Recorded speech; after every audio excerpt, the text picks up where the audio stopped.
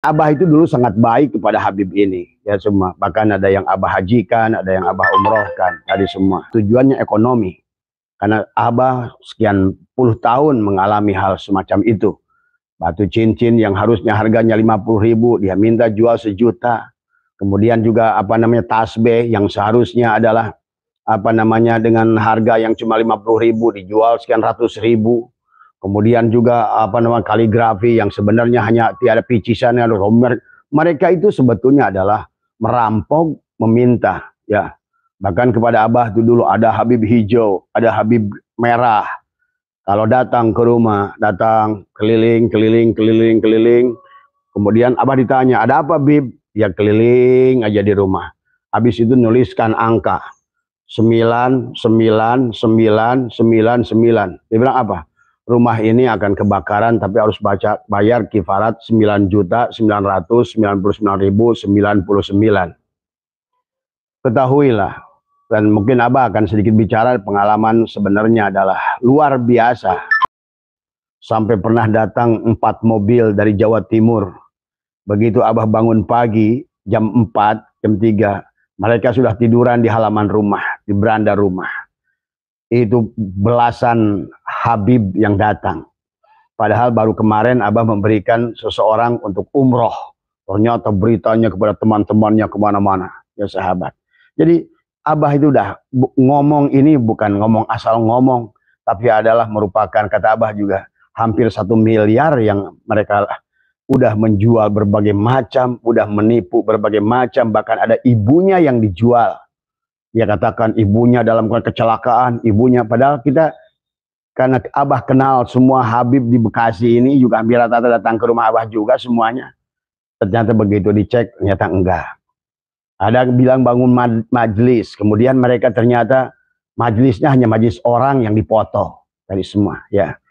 Inilah ya sebetulnya kalau disadari oleh kalian, benar-benar nyata penjajahan. Bahkan mereka berani memanjat pagar rumah Abah itu jam 3 pagi. Kemudian memaksa minta uang. Kemudian Abah mau berangkat waktu itu adalah ke Cina. Dia bilang, saya doakan supaya selamat penerbangan. Saya bilang, udah, doakan saya jatuh saja. Karena saya ingin tahu doa kalian ini benar apa enggak. Ternyata bullshit semuanya sahabat. Kalau kalian ingin main ke rumah Abah, menyaksikan bagaimana tuh barang-barang yang dijual seenaknya oleh dia, inilah yang harus kalian sadari semua. Itu mustahil dzurriyyat Rasul, sahabat. Mereka itu sama sebagaimana dulu adalah rampok-rampok, adalah orang-orang yang tidak beradab, yang tidak beretika. Itulah juga yang dikatakan hubdjong. Siapa mereka? Mereka itu rentenir, mereka itu kasar, mereka itu menipu, dan lain sebagainya. Dan kemudian lihat dari fakta bahwa sesungguhnya berapa kali mereka meminta Belanda untuk menetapkan mereka sebagai sayyid. Jadi sayyid yang diminta, yang dipolakan oleh Belanda. Ini kan aneh bin ajaib.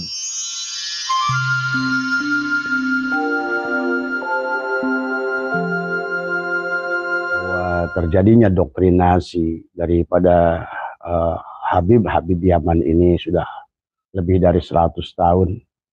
Maka tidak mudah untuk membukakan mental block para muhibbin dan juga para sahabat-sahabat kita yang masih meyakini bahwa Ba'alwi itu adalah dzurriyyat Rasul. Maka oleh karena itu adalah modalnya adalah terus kita juga sampaikan tanpa dengan kekerasan, tapi terus sampaikan fakta, dan tetap Abah mengajak kepada siapapun jangan takut untuk menyampaikan kebenaran. Kalau seandainya kita biarkan masalah ini kemudian mulai lelah di dalam berjuang, kemudian kita menganggap bahwa semuanya sudah selesai, maka sesungguhnya percayalah, semuanya masih jauh dari selesai, ya sahabat. Karena untuk membalikan atau menyadarkan sahabat-sahabat kita yang memang sahabat kita ini kasihan kalau menurut Abah. Karena siapapun mereka yang masih mendukung Ba'alwi ini adalah dengan sikap, dengan komen yang begitu kasar. Nggak ada bedanya dengan dunungan-dunungannya. Memang jongos-jongos Yaman ini juga sama kasarnya. Inilah kan buruknya. Sebenarnya kita saksikan sendiri bagaimana mereka itu membela Ba'alwi dengan cara-cara yang tidak etis dan cara-cara yang tidak beradab, ya sahabat. Maka oleh karena itu kata Abah, terus sampaikan kebenaran tanpa membuat fitnah, terus buka fakta-fakta, dan juga teruslah bicara di antara kita. Karena ternyata kenapa mereka itu adalah meyakini begitu kuat, karena sudah terjadi mental block. Kalau di dalam bahasa hipnosis itu adalah, maka inilah metodologi daripada mereka berdakwah. Kenapa menggunakan khurafat? Kalau kisah khurafat itu diulang-ulang, tetapi kalau diterima dengan kebodohan, maka kisah khurafat itu menjadi sesuatu yang dahsyat, sahabat. Memang bagi orang yang memiliki kesadaran dan memiliki landasan ilmu, sesungguhnya apa yang disampaikan itu adalah bertentangan, berseberangan dengan logika, akal manusia, bahkan sebetulnya bertentangan dengan hukum-hukum Allah dan sunnah-sunnah Rasulullah, bahkan juga ijma ulama. Maka jangan aneh, bahkan mereka adalah, kalau secara umum kita boleh katakan, mereka sudah nggak takut dengan Allah. Bahkan mereka seolah-olah menjual Allah. Bahkan seolah-olah mereka itu benar-benar suatu kaum yang sudah seenaknya terhadap Allah. Tetapi inilah mereka tidak takut dengan dosa. Bahkan maaf di dalam melakukan kegiatan apapun. Bahkan mungkin Anda bisa saksikan sendiri dari pendakwah mereka itu, yang kelihatannya bagaimana, tapi kan faktanya sekarang Anda bisa saksikan betapa banyaknya kasus masalah pelecehan seksual yang dilakukan oleh mereka, penipuan yang dilakukan oleh mereka. Belum lama ada Habib yang mencuri motor. Dan begitu banyak sebetulnya, sahabat. Tetapi kembali yang sampaikan malam dari tokoh-tokoh Bogor yang mengatakan bahwa memang tidak boleh diam. Yang ini harus dikembalikan terus, tidak boleh.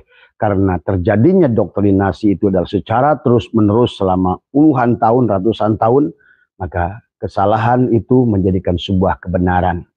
Dan untuk membuka mental block itu juga sama dengan kita pun menyampaikan fakta-fakta kebenaran yang tidak boleh juga berhenti hanya sekali saja. Karena pada dasarnya untuk membukakan mental block itu adalah harus dengan repetition. Pengulangan. Karena kalau tidak demikian kasihan saudara-saudara kita. Karena mereka yang sudah menganggap dirinya adalah membela Balwi itu kan, kalau kita lihat dari cara dia berbicara, cara dia bikin komen pun udah kelihatan. Kalau misalnya Abah saja baru live, satu komen saja udah kelihatan mana dari pendukung Balwi. Dari bahasanya sudah kelihatan. Ini kan sudah kasihan saudara kita. Benar-benar sudah terkontaminasi dengan cara dan etika dan budi yang dipertunjukkan oleh tuan-tuannya mereka, ya sahabat. Nah inilah, wahai bangsaku, rakyat Indonesia, sadarlah bahwa NKRI dalam ancaman. Yang dikatakan Kiai Imad kemarin waktu Abah ke rumahnya, betul. Kalau hari ini segala selesai, masalahnya semuanya juga udah clear, ilmunya sudah clear, tapi masalahnya adalah mental block yang harus dibuka. Bagaimana caranya? Jangan diam. Yang sudah bicara terus, kemudian juga bicara, bukan sedikit-sedikit ngeluh. Tadi karena, aduh saya nggak dapat perhatian dari sipulan.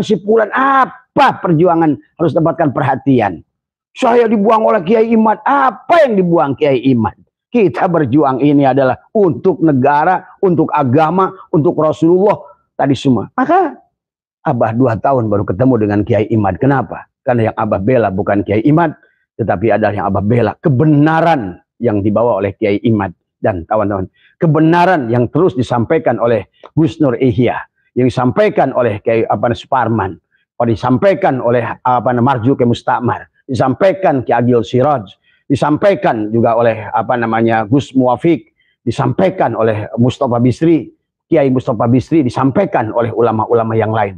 Abah mengharapkan keriduannya. Anggaplah ini sebuah sodakoh dari Anda untuk terus, tidak boleh berhenti. Silakan, apakah itu buat TikTok, video kecil, kalaupun nggak mau live seperti Abah, silakan rekam sama cucunya, sama siapa, tapi cari dulu fakta. Yang penting semakin banyak yang bicara, karena mental block itu harus dibuka.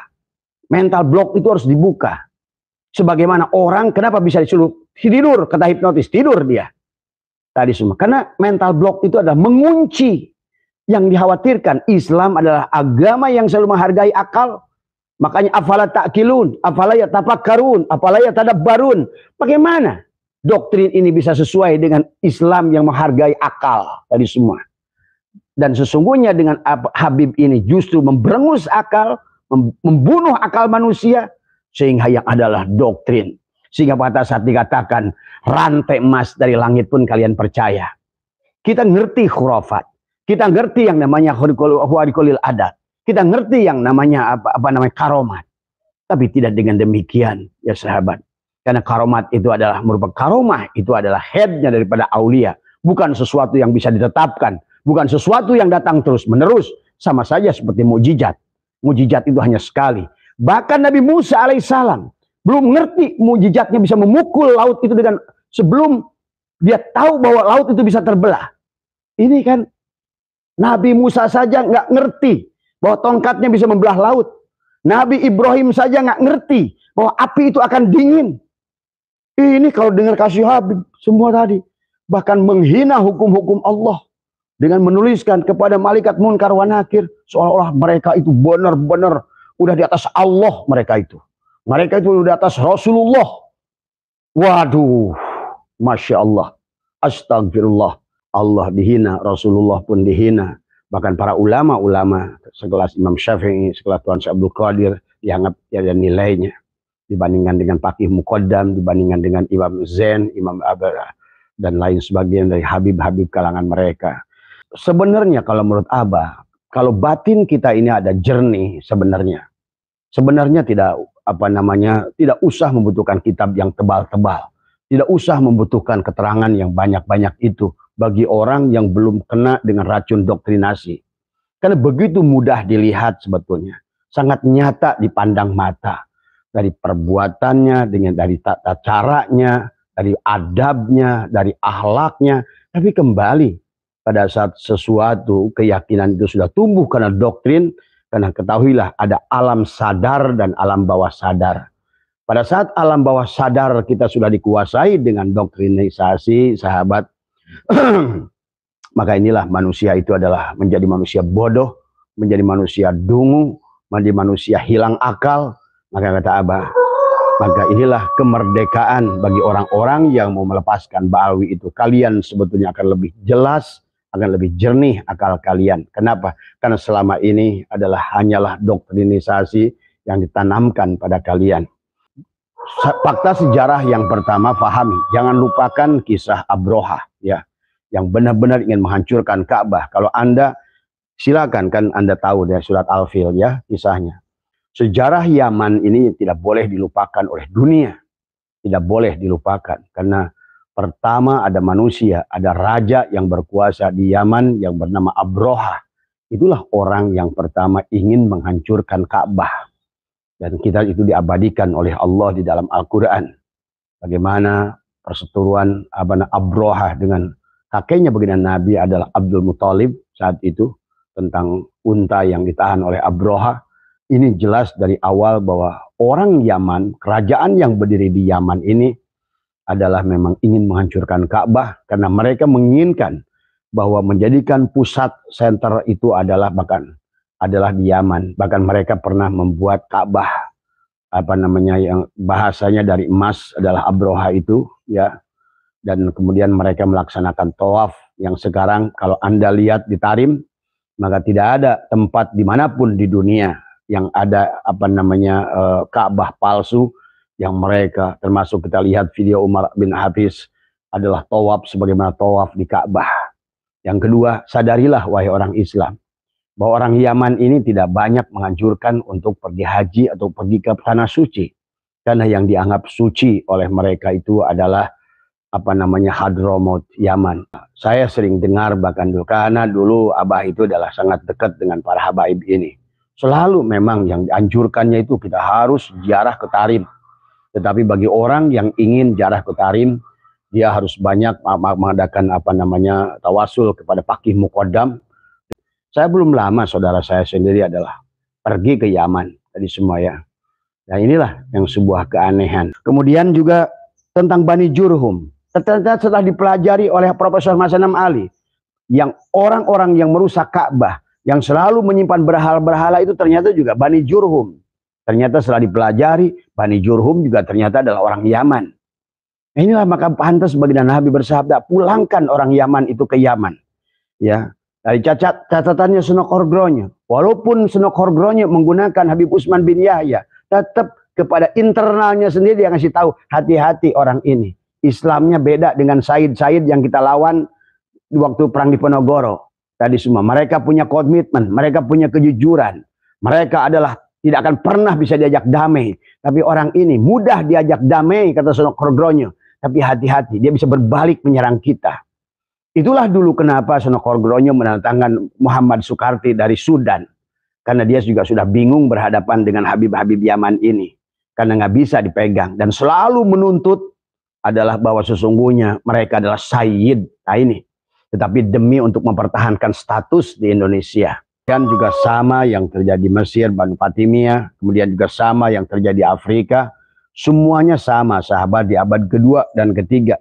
Yang mengakui dirinya adalah Dzurriyyat Rasul itu adalah sama. Tujuan awalnya mereka adalah pertamanya ekonomi. Semuanya ekonomi. Tadi semua. Abah bilang tadi yang pertama adalah, lihat, suku Abroha untuk menghancurkan. Kemudian yang kedua, 4 nabi palsu itu semua dari Yaman. Kemudian fakta yang ketiga adalah mereka dari abad kedua saja sudah mulai menipu dengan mengaku Dzurriyyat Rasul. Dan Dzurriyyat palsu itu sudah ada di Mesir dengan mereka mengaku Banu Fatimiyah, ternyata bukan. Mereka sama saja. Sama dengan Muhammad Sulaiman yang datang yang mengaku jadi Sayyid Sayyid Ahmad bin Isa al-Muhajir itu. Itu juga sama, adalah merupakan orang Irak yang sesungguhnya dari keturunan Bani Jurhum, yang juga sama dari keturunan Syiah Imamiyah. Dan juga ada selalu link dengan Zionis saat itu. Ini wahai bangsaku, coba mulailah buka mata kalian tadi semua dengan sejarah. Dari 4 nabi yang palsu semuanya itu datang dari Yaman. Nabi yang palsu, ya. Kemudian juga sesungguhnya PKI yang masuk ke Indonesia adalah dari Yaman Selatan. PKI Yaman, kita ngerti lah. Indonesia ini bukan negara PKI, tetapi faktanya sejarah walaupun tentang siapa Dipo Nusantara Aidit, ya, bagaimana kisahnya mereka buat. Inilah memang dari sejak zaman dahulu mereka selalu membuat kisah-kisah palsu ini tadi semua, ya. Dia mengatakan bagaimana mungkin, katanya Den Aidit. Den Aidit itu anaknya Nuh, dan Nuh itu anak angkat. Pengakuan 2 orang anak putranya daripada Den Aidit sendiri mengatakan, bahkan saya mendapatkan silsilah dari Pak Ilham,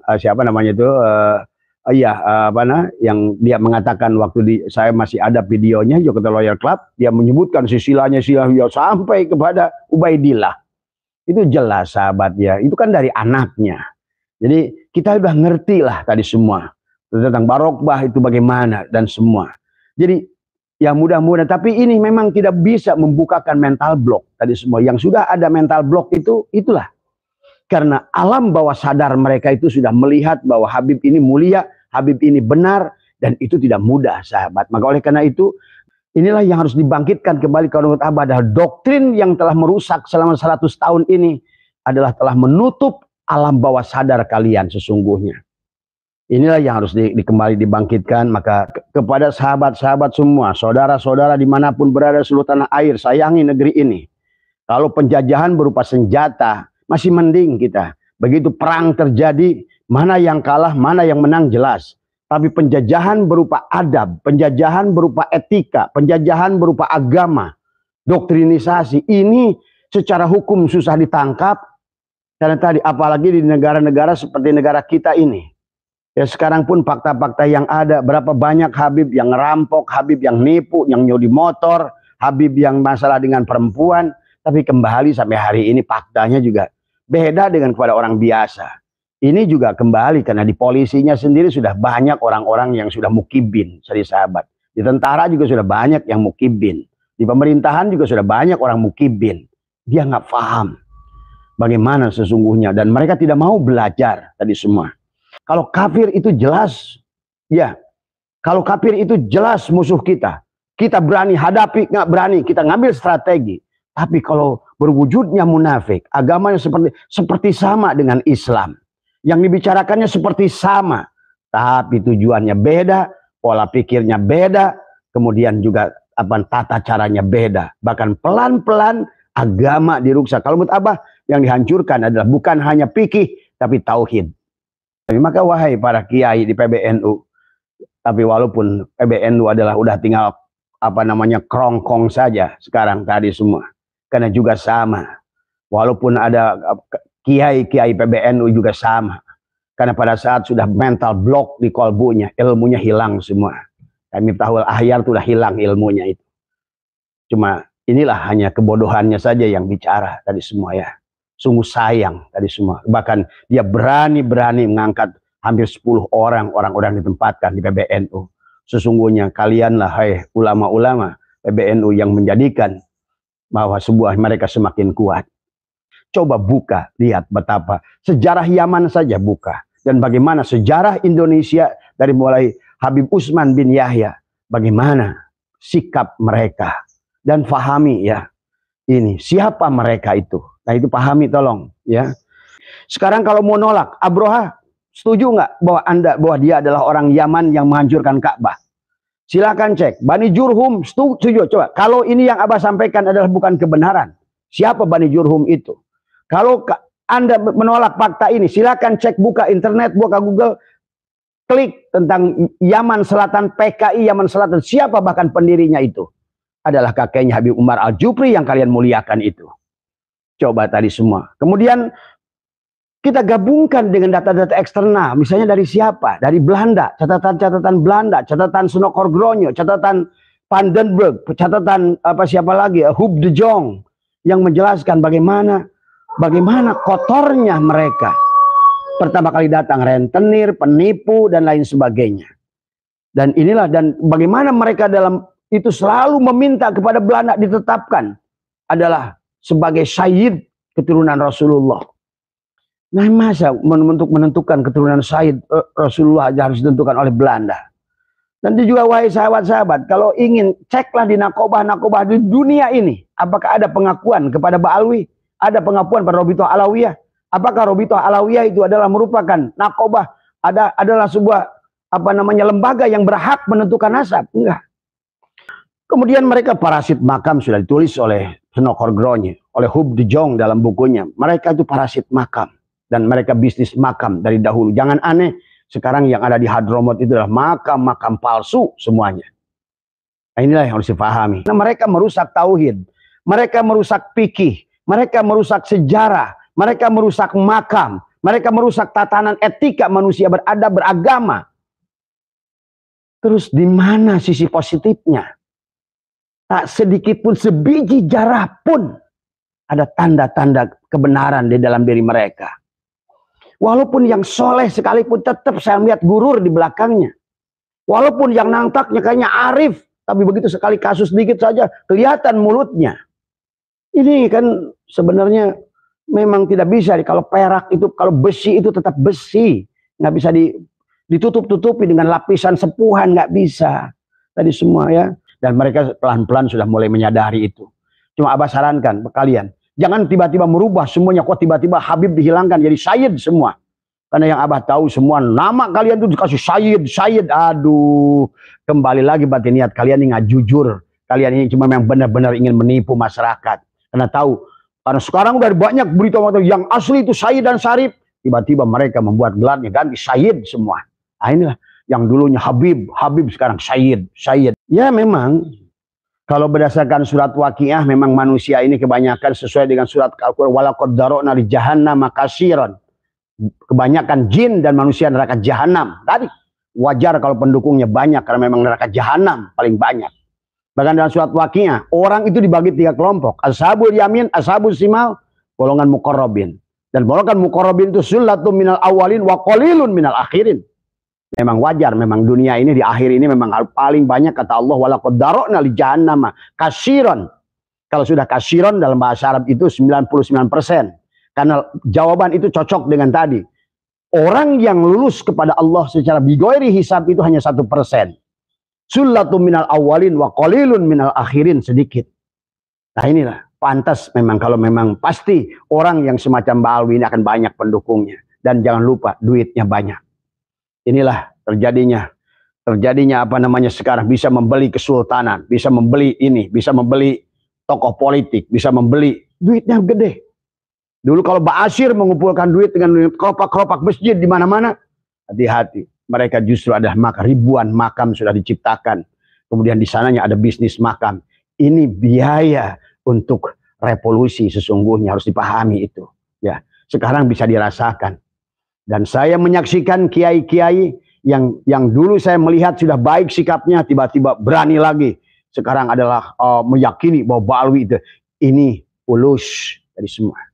Kita ngerti lah orang-orang yang masih ngoceh, Rumail, siapa itu. Ulus semuanya juga.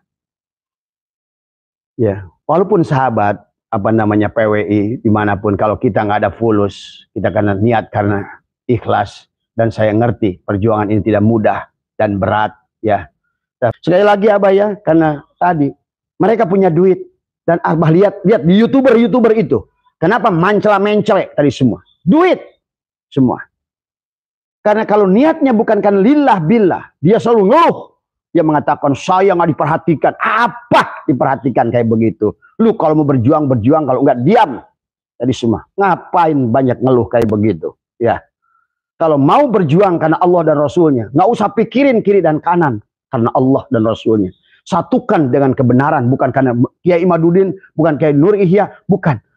Karena kebenaran. Abah, Kiai Nur Ihya, semua Kiai Suparman, seluruh, saya yakin kiai-kiai ini nggak perlu bertemu bahkan, tapi akan disatukan dengan satu kata yang disebut kebenaran. Jadi bukan karena A, bukan karena B, bukan karena duit, bukan karena posisi, bukan pengaruh. Ada lagi yang di PWI ini. Jangan ribut urusan posisi.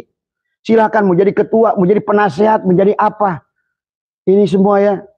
Ini maka luruskan niatnya. Demi atas nama Islam. Demi membela agamanya Allah. Demi membela Rasulullah SAW. Dan demi membela keturunan Rasulullah SAW. Ya. Nah, betapa menyakitkan orang yang bukan keturunan, dia mengaku keturunan, kemudian dia merusak-rusak agama dengan adabnya, etikanya, kayak si Bahar Demit itu. Ya apa maki-maki Kang Deddy kayak begitu? Kok nggak berhak teriak-teriak kepada bangsa pribumi seperti itu? Apalagi calon pemimpin. Siapa lu ada di negara ini? Enak saja. Benar-benar kalian ini udah lebih udah melampaui batas kalau menurut Abah. Karena kemarin Abah dikirimin video oleh Kang Deddy. Ternyata mereka seenaknya saja kepada pribumi bangsa ini yang jelas sudah punya jasa untuk bangsa ini. Kalian cuma hanya jadi parasit aja. Coba ngomong pakai yang baik. Kalau ingin menyampaikan gak setuju dengan Kang Deddy, bicaralah. Masyarakat sekalian, kemudian kita ini, saya ini punya pandangan lawan. Aduh, bener-bener itu bangsa barbar gitu semua dulu. Itu mah memang harus digilas yang kayak gitu tuh. Makanya wahai bersatu, jangan biarkan semuanya. Mulailah kembalikan semangatnya, karena kalau doktrinasi harus dilawan doktrinisasi lagi. Ya semoga kita doakan para ulama yang sudah bahu membahu tadi semua. Profesor Kiai Agil Sirot terus bicara di atas, Profesor Mahfud MD terus bicara, Ibu Irma Suryani di kalangan politik juga sudah bicara. Ada sebagian yang masuk ke dalam tentara, yang sudah kepolisian semua, tapi butuh waktu dan sabarlah dalam proses. Nabi Musa alaihissalam yang dikisahkan oleh Allah dalam Al-Quran, bahkan Allah sudah menjanjikan kepada Nabi Musa sebuah proses akhir dari perjuangan. Tapi akhir itu bisa berakhir dengan 40 tahun sahabat. Dan itulah. Maka sahabat, kepada semua para kiai yang di Bogor, dimanapun berada di seluruh Indonesia, ayo mulai bicara, ayo mulai bicara. Kalau yang namanya korban doktrinisasi, maka juga kebenarannya harus dibalikan, antitesisnya dengan tadi doktrinisasi lagi. Tunjukkan adalah fakta dan bukti. Dan ini tolong juga kepada Mukibin. Orang yang menolak Habib ini bukan tidak mencintai Duriat, justru sebaliknya, dia 1000 kali mencintai Duriat daripada kalian. Karena tidak mau dirusak kemurnian Duriat, itulah kita berjuang. Jadi jangan dibalik di mana-mana. Ini penolak Habib, penolak keturunan Rasulullah, ini kebohongan. Justru sebaliknya, kita korban jiwa, raga, harta demi membela Rasulullah, bukan sebaliknya. Jangan dibalik-balik faktanya tadi semua ya.